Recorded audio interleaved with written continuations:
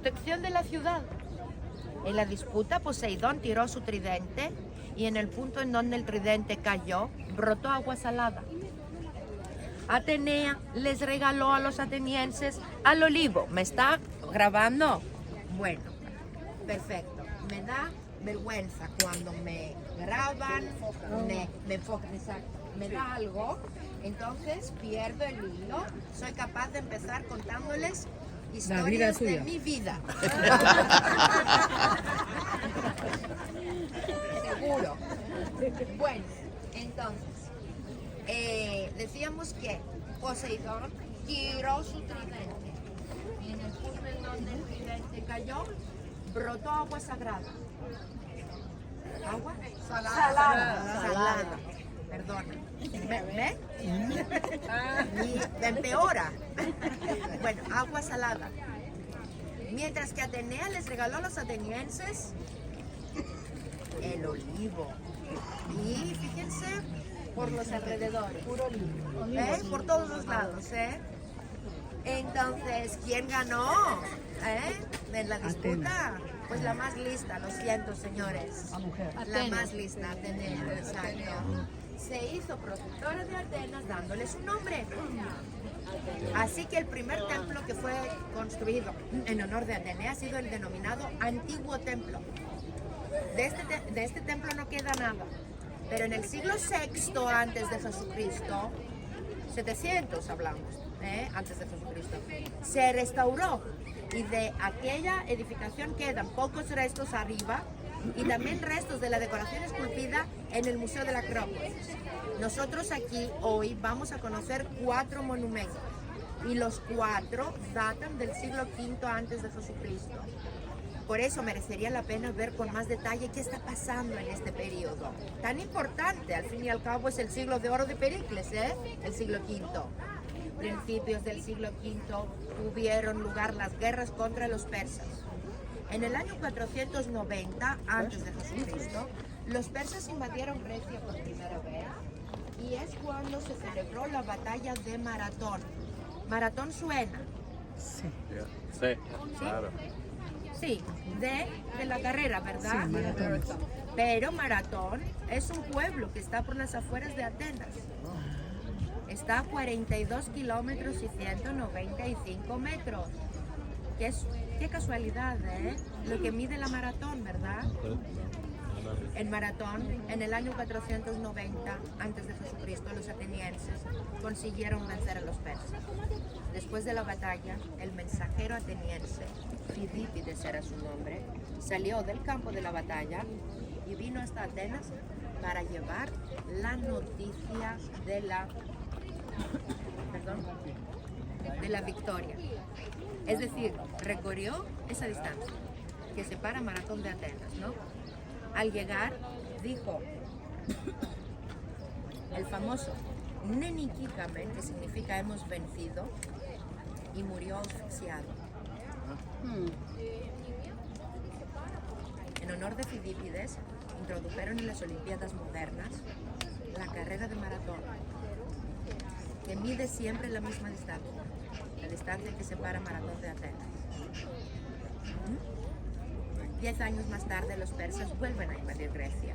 Esa vez, los griegos, luchando todos unidos, pudieron vencer a los persas primero en la batalla naval de Salamina, más tarde en Platea.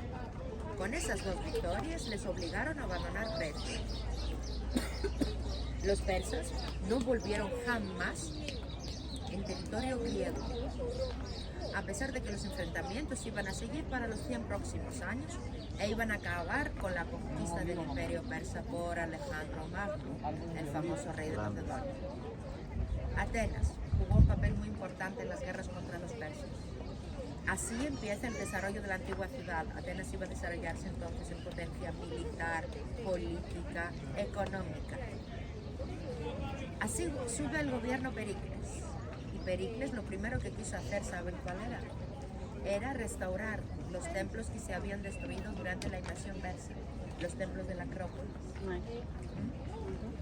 Atenas entonces se está desarrollando en potencia marina y así empieza la rivalidad con otra ciudad muy importante, una ciudad militar muy famosa, que se sitúa en el sur del Peloponeso. El nombre de la ciudad era Esparta. Así que esta rivalidad tuvo como consecuencia una guerra civil. La guerra civil del Peloponeso, que tuvo lugar durante las 3 últimas décadas del siglo V y terminó con la derrota de Atenas por los espartanos. Para la antigua ciudad de Atenas empezó la decadencia poquito a poco, pero entre las guerras contra los persas que acaban en el 480 y la guerra civil que empieza en el año 431 es cuando Atenas alcanza su mayor esplendor. Es la época que precisamente sube al gobierno Pericles y decide restaurar los templos que se habían destruido. Es el periodo que conocemos nosotros como siglo de oro de Pericles. Es la época del mayor desarrollo del régimen democrático ateniense. La época clásica acaba con la muerte de Alejandro Magno. Alejandro murió muy joven, ¿verdad? Dejando un inmenso imperio a sus sucesores, y lo van repartiendo entre sí. Así se crean los reinos helenísticos, y por lo tanto este es el periodo helenístico. Ha sido por la rivalidad entre los sucesores de Alejandro que se va debilitando la defensa del imperio, y eso abre el camino a los romanos. La conquista romana de Grecia empieza en el año 168 a.C. Hasta el 31 a.C. todo Grecia se había sometido al imperio romano.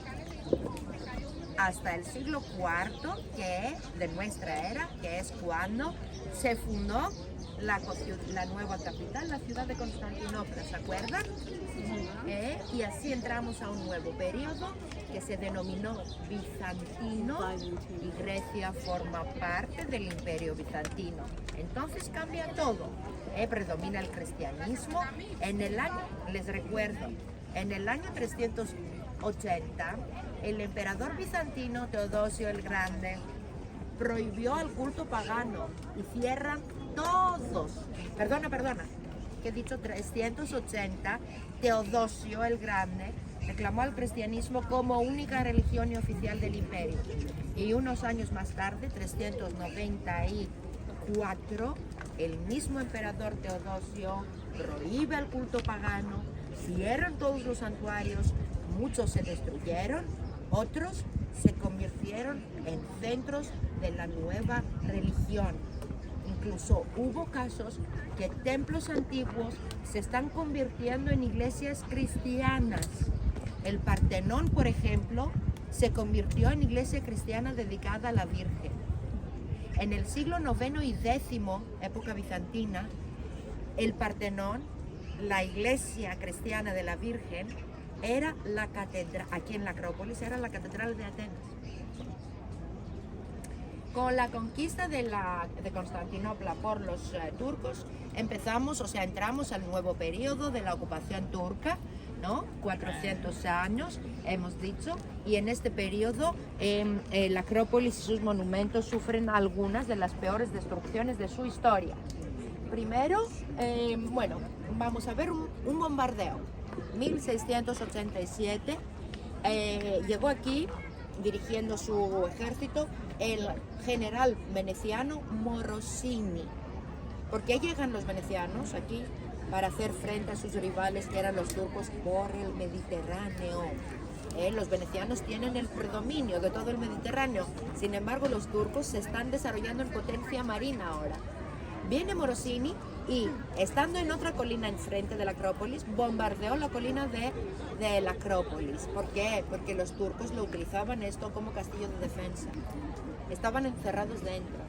Y no fue por el bombardeo, sino que ha sido por la pólvora que los turcos guardaban dentro del Partenón, porque en aquel periodo la parte oriental del Partenón se había convertido en mezquita turca y la parte occidental en polvorín. Imagínense de qué explosión hablamos, ¿eh? Aún así, eso no fue lo peor vendrá más tarde, en 1803, cuando llegará aquí como representante de Gran Bretaña Thomas Bruce, que era Lord Delhi. Thomas Bruce, con un permiso especial que consiguió de la autoridad turca, pudo robar todo lo que se podía de la decoración esculpida de los monumentos. Luego él mismo se lo vendió a los británicos. Todas esas obras, desde entonces hasta ahora, están en el museo, en el British Museum en Londres. Por supuesto, Grecia está reclamando toda la vida. Antes nos decían que no teníamos un museo adecuado. Después de la construcción del nuevo Museo de la Acrópolis, que por cierto está en la lista de los 8 mejores museos del mundo, muy bueno, o sea, por eso se lo recomiendo, es fabuloso el museo. Bueno, a pesar del hecho, pues la situación sigue siendo la misma. Está bien, en ese momento se está creando un ambiente por el mundo entero de los que están a favor. Miren, antigüedades griegas las hay por todo el mundo. Nosotros no pretendemos recuperarlo todo. El caso del Partenón es único porque el Partenón llega a ser símbolo. Y además, si me permiten decir, es por la cantidad. Más restos, más escultura del Partenón tienen allá que aquí. Imagínense, el friso del Partenón, se lo indico ahora cuál es el friso. Tiene una longitud de 160 metros, ¿no? De escultura, en bajo relieve, vale. Los 80 están en el British, en el Museo de la Acrópolis tenemos 31. O sea, un escándalo prácticamente, por la cantidad. Poquito a poco, otros países nos están devolviendo piezas que tienen en sus museos. Por ejemplo, hace poco Papa Francisco nos devolvió tres piezas de la friso del Partenón que estaban en los museos del Vaticano y se van a colocar en su sitio allá en el museo. Bueno, y creo que con esto tenemos toda la historia.